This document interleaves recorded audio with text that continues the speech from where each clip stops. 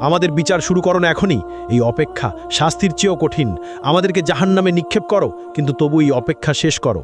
আমরা আর পারছি না। কিন্তু আল্লাহ, যিনি ন্যায় বিচারক, তাদেরকে অপেক্ষায় রাখলেন। কারণ দুনিয়ায় তারা তার আদেশকে অপেক্ষায় রেখেছিল। তারা সালাত বিলম্ব করেছিল, তারা তওবা পিছিয়ে দিয়েছিল। আর আজ তারাই অপেক্ষায়। এমন সময় জাহান্নামের আগমন। হঠাৎ দূর থেকে একটা ভয়ঙ্কর শব্দ ভেসে এলো, যেন হাজার আগ্নেয়গিরি বিস্ফোরিত হচ্ছে, যেন লক্ষ ভূমিকম্প একসঙ্গে ঘটছে। শব্দ ক্রমশ তাদের কাছে আসছে। মানুষ কানে আঙ্গুল দিচ্ছে, কিন্তু কোনো লাভ নেই। শব্দ তাদের হাড় কাঁপিয়ে দিচ্ছে, অস্থিমজ্জায় ঢুকে যাচ্ছে। তারপর দূর থেকে দেখা দিল জাহান্নাম, ভয়ঙ্কর জাহান্নাম, ৭০,০০০ শৃঙ্খল দিয়ে বাঁধা। প্রত্যেক শৃঙ্খলে ৭০,০০০ ফেরেস্তা টেনে আনছে। জাহান্নাম যেন জীবন্ত দানব, রাগান্বিত, ক্ষুধার্ত আর বুনো। মানুষকে দেখে সে আরও দ্রুত ছুটতে চায়। শৃঙ্খল টেনে ধরে আছে ফেরেস্তারা অত্যন্ত কষ্টে। জাহান্নাম গর্জে উঠছে, সে মানুষকে কেতে চায়। যখন হাসরের মাঠের দিকে আসে, তার ক্রোধ আর ধরে রাখা যায় না। হঠাৎ ভেতর থেকে বের হলো এক বিশাল অগ্নিপিণ্ড, একটি মোটো পাহাড়ের মতো আকারের জ্বলন্ত দাউ দাউ করা আগুন। বিদ্যুতের গতিতে হাসরের মাঠের দিকে ছুটে এলো। কয়েক সেকেন্ডের মধ্যে মানুষের কাছে পৌঁছে গেল। সেই আগুন দেখে মানুষ পাগল হয়ে গেল। তারা দৌড়াতে লাগলো, কিন্তু কোথায়? সেই জায়গা তো নেই। যেদিকে দৌড়াচ্ছে আগুন ওখানেই, যেদিকে তাকাচ্ছে আগুন সেখানেই। তারা লুকিয়ে যাবার জায়গা খুঁজছেন, নিজেদের মাটিতে ছুঁড়ে ফেলছেন, কিন্তু আগুন থেমে নেই, এগিয়ে আসছেই অবিরত।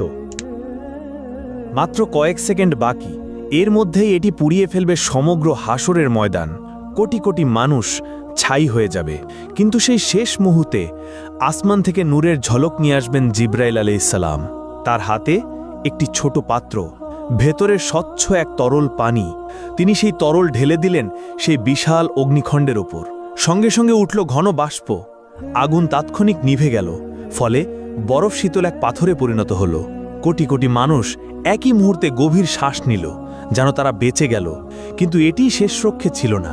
মানুষ হতবাক হয়ে জিজ্ঞেস করল, ওটা কি তরল পানি ছিল? কিভাবে এত ভীতিকর আগুন নিভে গেল? তখন জিবরাইল আলাইহিসসালাম বললেন, ওটা ছিল তোমাদের চোখের জল। দুনিয়ায় যে চোখের জল তোমরা ফেলেছিলে, রাতের বেলায় সালাতে কাঁদতে কাঁদতে, আল্লাহর ভয়ে, তার ভালোবাসায়, নিজের গুনাহের অনুশোচনায়, কুরআন পড়তে গিয়ে, আজান শুনতে গিয়ে, মায়ের বাবার জন্য দোয়া করতে গিয়ে, এটা সেই পবিত্র অশ্রু। এগুলোই এই আগুন নিভিয়েছে, তোমাদেরকে রক্ষা করেছে, কিন্তু তা কেবল অল্প সময়ের জন্য। তখন মুমিনরা আনন্দে কেঁদে বলল, আলহামদুলিল্লাহ, আলহামদুলিল্লাহ। আর কাফেররা ভয়ে কাঁপবে আরও বেশি, কারণ তাদের কোনো অশ্রু নেই, ফলে তাদের রক্ষাকারীও নেই। অতঃপর হিসাবের সময় এসে গেল।